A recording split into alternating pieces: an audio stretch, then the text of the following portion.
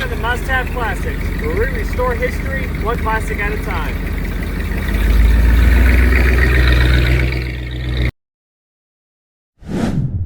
Welcome back to Must Have Classics. I'm Nick, and well, you'll ask for more Cushman content, so I figured today's video we would go ahead and do that. In this video, we're going to show off all of our collection and kind of talk about what we're going to do to some of these later down the road. And also talk about some of the history of Cushman to get a backstory for those that don't really know about much. And originally this week I was going to work on the Buick or the Chevy, but had a little problem, so had to do this kind of video instead. So for starters, for those that are subscribed but don't know much about Cushman's, so Cushman motor scooter originally started off with just being their engines in the early 1900s. And so they built those as like farm equipment, kind of to compete with like the John Deere, Poppin' Johnnies and stuff like that. And then during the Great Depression in the mid-30s, one of their engineers, there was a story where they were at a bar or something and said, you know, we could just put a bar stool on a frame and drive it around with one of your motors on it. So that's what they did and created the first bar stool scooter. Came out in 1936. From there, they built the Airbornes and such for World War II, and then in 46 they started with what I'm about to show you. So this here, which it's apart at the moment, is my 46 step through. This is the first thing I ever restored when I was 12 years old. I redid it again 7 years ago now. So this one, a few ways you can tell it's a 46. One, 46 is the only year with the pencil front springs, and also there is no VIN stamped on the frame.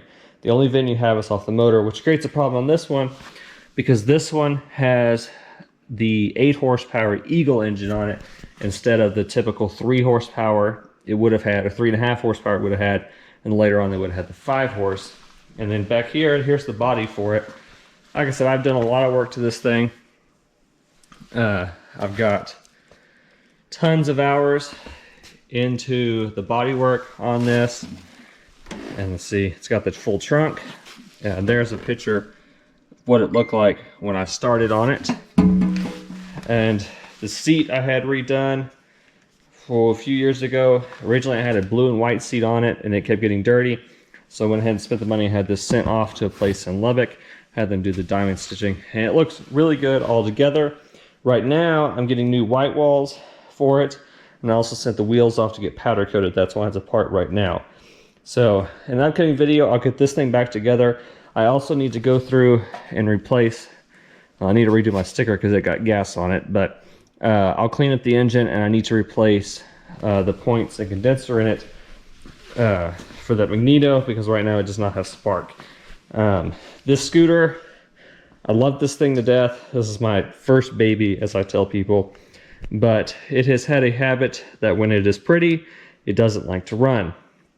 So I haven't got to ride as much as I would like to, but I do plan later this fall to get all that done so I can start riding it as it gets, as it gets cooler this fall. Now, from there, we'll walk through a different part of the room and I'll show you some of the other stuff we have in here. So, as I was talking about the history, feel free to pause on this, but I actually picked this up at an auction a few years ago. And it kind of gives a backstory. Like I said, there's the bar stool scooter I was talking about. Then you get the Airbornes into the Trucksters all the way up. So, yeah. I do know a lot about the Cushman stuff, and start turning some lights on as I go through one of the back rooms here. That light bulb's out. Nice and dark for a second. More light. Different part of the building than what you're normally used to seeing. This is the center building of the 3 buildings in total. This building's in total is 38,000 square foot. So, let me get in here. So, next up in the oddities is this one here. So this one here is a 1949 Cushman golf buggy. It's not a Golfster. Those came out in the 60s. This is a golf buggy. And what these are is it's a package car, one of the old package cars. Whew. So you can see it has like step through rear body. This is a 60 series rear body, 5 horsepower engine with a forward and reverse transmissions of the 2-speed forward.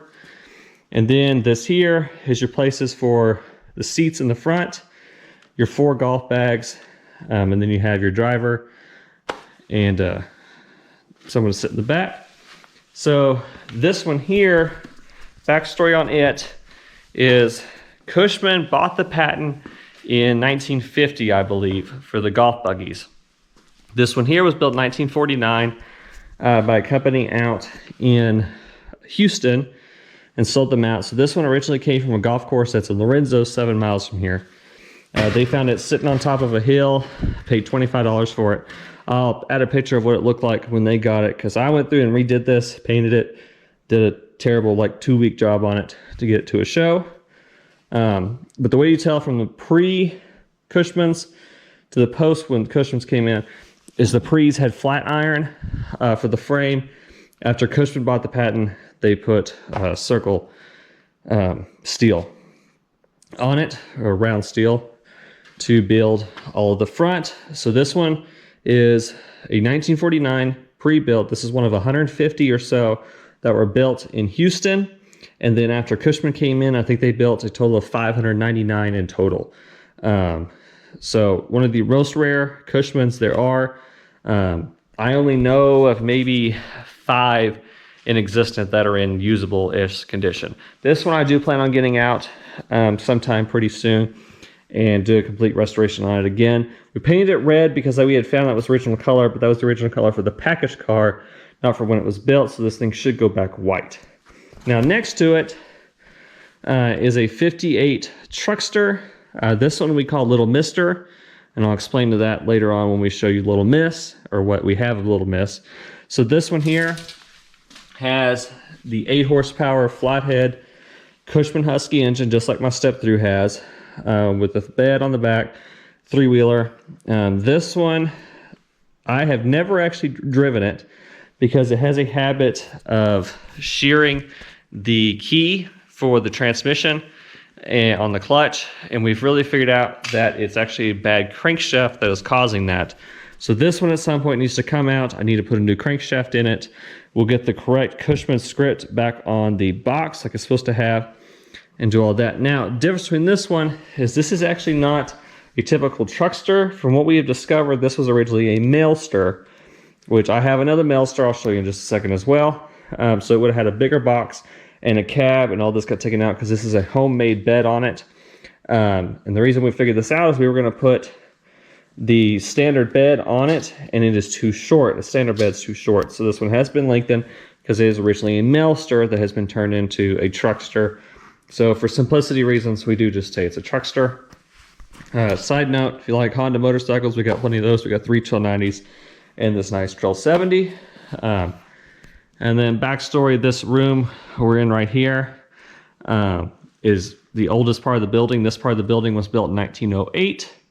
And this room has mostly new old stock Ford parts from the 50s and 60s and early 70s. So just a side note, we'll get into all that later on in a different video. So, but here's these two. So now let me make the truck all the way across the shop, and we'll check back in and start talking about the next few that we have. All right, we've made the truck to the back of the shop to show the next one. This here is my 1961 Cushman Truckster. This is the one I was talking about that was originally a Mailster as well. So it had the enclosed bed. This is a different bed. This is a Truckster bed. So kind of the same reason why we call it a Truckster now. It's not really right to call it a Mailster if it doesn't have the Mailster bed. This one does have the full cab. A few things that need to be done to this one. I really do need another windshield. You can see this one's broken pretty bad. So if anyone has a lead on one of these round windshields for a decent price, let me know in the comments down below. I would really be entailed to buy one of those. And then this one is after they started using the OMC engine. So this one has the 18 horse OMC in it, after they had gotten away from the Cushman Huskies. And then pretty straightforward. This one here is actually the only one that is technically street legal per se, because it does have the 3-wheel brakes. so it can be registered as a motorcycle and driven as a motorcycle. This one also is a little bit different. Doesn't have the steering wheel, it has the handlebars. So backstory on this one I started building when I was 16. Actually, I started building when I was 14 and worked on it for literally 4 years, on and off here and there. I built a Blazer in between it, and I finally finished it when I was 17. So eventually I do plan on tearing it down and redoing it again to be a show partner with my 46. But this one actually went to Cushman Nationals in 2013 and was second at Nationals. We won't talk about how many were in the class at Nationals, but it was second at Nationals, and I still have the trophy for it. So if you were at Abilene in 2013, this is the Cushman that was sitting in that show, along with the golf buggy as well. So next up, we have this one here. This one is a 67 Turfster, and I'll show you a little bit more. You can kind of see that one below. A Turfster is a little bit different than a Truckster. Turfsters have the 2-speed rear ends, and then they have wider rear wheels. Yeah, that's a tongue twister. The wider rear fenders. So this one has the same skinny bed that one does, but it'll have the wide fenders and the wide rear wheels. This one here is our 71 Turfster. Kind of same as this one. This one has the big utility bed kind of on the back. Same thing, 18 horsepower OMC. This is the one we used for our spray rig for years. We had 30-gallon buckets in the back of it and used it to spray. It's got a pump set over on the other side. This one has tons of hours on it. It's run through parades, everything. This thing, I had probably driven it probably close to 1,000 hours on my own, at least at this point. Probably an over-exaggeration, but it has been driven a ton. I started driving it when I was like 10 years old, and you know, it still gets out and does every now and then. This one I'd like to get out and get running again and do a better video on it someday. This one will get finishing and restored, and of course we have this one, and it will eventually get torn down. So as of right now, probably the order in way it'll be built to be finish my 46 the right way, then do that one, and then we'll get into the other two later on. Now outside here, go walk over here, because like I said, we have these for everywhere. There's the Buick sitting out here. So back here we have another bed. This is the bed off the one we used to call Junkie Dog for obvious reasons. And then this here is Little Miss. We have the original bed for it and all that.